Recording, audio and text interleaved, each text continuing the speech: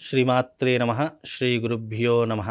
జ్ఞానినాంనపి చేతాంసి దేవీ భగవతీ హి సా బలాయ కృష్యమోహాయ మహామాయా ప్రయశ్చతి. గురుబ్రహ్మ గురుర్విష్ణు గురుదేవో మహేశ్వరః గురుర్సాక్షాత్ పరబ్రహ్మ తస్మై శ్రీ గురవే నమః.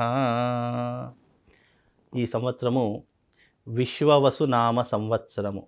ఈ సంవత్సరంలో గోచార ఫలితాలు ఎలా ఉన్నాయి, రాబోయేటటువంటి ఈ విశ్వవసునామ సంవత్సరంలో ప్రతి ఒక్కరి యొక్క గోచార ఫలితాలు, వాళ్ళ యొక్క రాసుల యొక్క వివరాలు ఏ రకంగా ఉంటున్నాయి, లాభ నష్టాలేంటి, సుఖదుఖాలేంటి, అదృష్ట యోగాలేంటి, మీ జాతకంలో గోచార ఫలితాలు అనేటటువంటి ప్రభావాలు ఏ రకంగా మీ మీద ఇంపాక్ట్ చూపిస్తున్నాయి అందరూ కూడా గుర్తుంచుకొని ఇప్పుడు నేను చెప్పేటటువంటిది గోచార ఫలితాలు.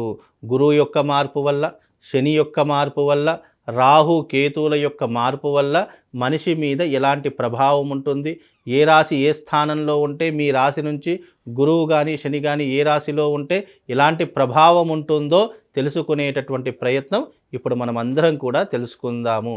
ఇక తదుపరి రాశి కన్యారాశి. మరి ఈ సంవత్సరం కన్యారాశి వారికి ఏ రకంగా ఉండబోతుంది, గురువు శని రాహు కేతువులు ఏ ఏ గ్రహ సంచారంలో ప్రయాణం చేస్తున్నారో ఒక్కసారి చూసుకుందాము.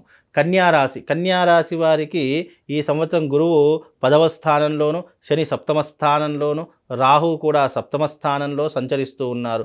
కనుక ఈ సంవత్సరము కన్యారాశి వారికి జన్మస్థానంలో కేతు సంచరిస్తున్నారు. కనుక ఈ సంవత్సరం కన్యారాశి వారికి చాలా తీవ్రమైనటువంటి ఇబ్బందులు కలుగుతూ ఉంటాయి.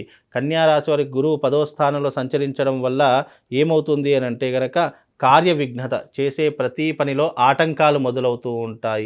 ఎక్కడికి వెళ్ళినా, ఏదైనా పని కోసం వెళ్ళినా కూడా అక్కడ మనకు పని దొరకకపోవడంతో పాటు మనకు అవమానాలు, ఎదురు దెబ్బలే ఎక్కువగా తాగిలేటటువంటి లక్షణాలు ఏర్పడుతూ ఉంటాయి. ఇక అసహనత అంటే ఒక్కొక్కసారి సహనం కూడా కోల్పోయేటటువంటి లక్షణాలు ఏర్పడుతూ ఉంటాయి.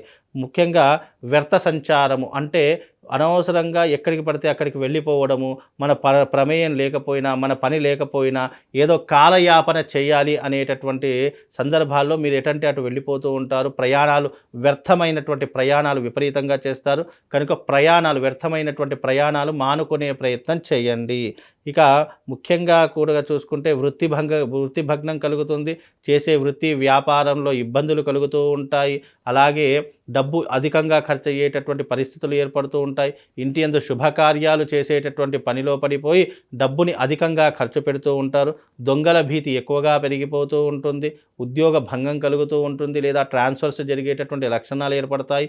కనుక వీలైనంత వరకు ఈ యొక్క కన్యారాశి వారు చాలా జాగ్రత్తగా ఉండండి. ఇక 7వ స్థానంలో శని సంచారం అనేటటువంటిది భార్యాభర్తల మధ్య వియోగాన్ని పెంచుతుంది, దూరాన్ని పెంచేటటువంటి లక్షణాలు ఏర్పడుతూ ఉంటాయి. చీటికి మాటికి గొడవలు ఏర్పడుతూ ఉంటాయి. అలాగే బంధువులతో కానీ, ఇంట్లో ఉన్నటువంటి బిడ్డలతో కానీ ఎప్పటికీ కూడా శత్రుత్వం ఏర్పడుతూ ఉంటుంది. ఒకరినొకరు పడడం అంటే చాలా కష్టతరంగా మారిపోతుంది. కాబట్టి మీ మధ్యన దూరం పెరిగిపోయేటటువంటి లక్షణాలు ఏర్పడుతూ ఉంటాయి. అలాగే ఈ సంవత్సరము భార్యతో కానీ, కుటుంబ సభ్యులతో కానీ కాలం గడపడము అంటే చాలా కష్టతరంగా మారిపోతూ ఉంటుంది. కుటుంబం కంటే బయట యొక్క విలువలే ఎక్కువగా పెరిగిపోతూ ఉంటాయి. కనుక ఈ సంవత్సరము కన్యారాశి వారికి కాస్త మిశ్రమమైనటువంటి ఫలితాలు మాత్రమే కనిపిస్తున్నాయి.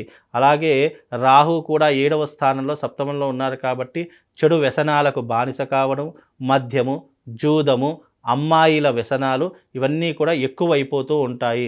కనుక ఇలాంటి లక్షణాలకు కాస్త దూరంగా ఉండేటటువంటి ప్రయత్నం చేసుకోండి.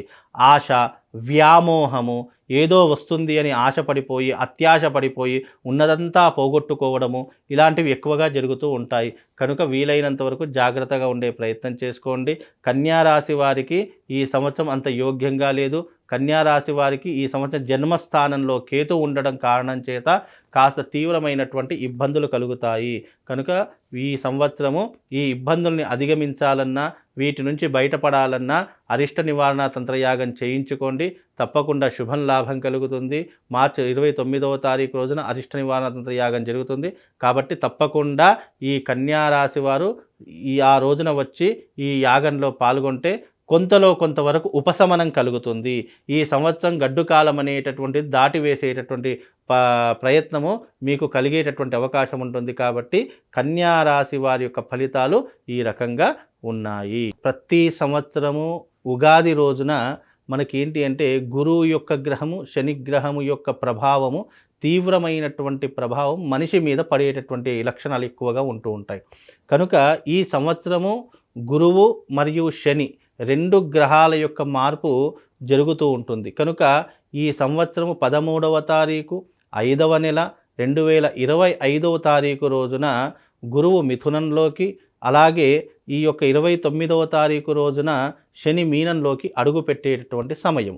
కనుక ఈ యొక్క ద్వాదశ రాశులలో ఏ ఒక్క గ్రహం మార్పు చెందినా కూడా దాని యొక్క ప్రభావం ద్వాదశ రాశులు 12 రాశుల మీద ప్రభావం అనేటటువంటిది సూచిస్తూ ఉంటుంది.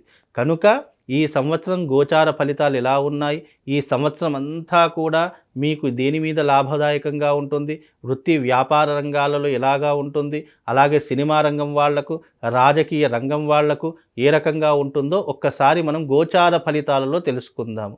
అయితే ప్రతి ఒక్కరూ కూడా 2 విషయాలు చాలా మట్టుకు ఆలోచన చేసుకోవాలి. ఎందుకంటే జన్మజాతక ఫలితాలు ఒక రకంగా సూచిస్తూ ఉంటాయి, గోచార ఫలితాలు ఇంకో రకంగా సూచిస్తూ ఉంటాయి. జన్మజాతక ఫలితాలు వ్యక్తిగత జాతకాన్ని బట్టి నిర్దేశించడం జరుగుతూ ఉంటుంది.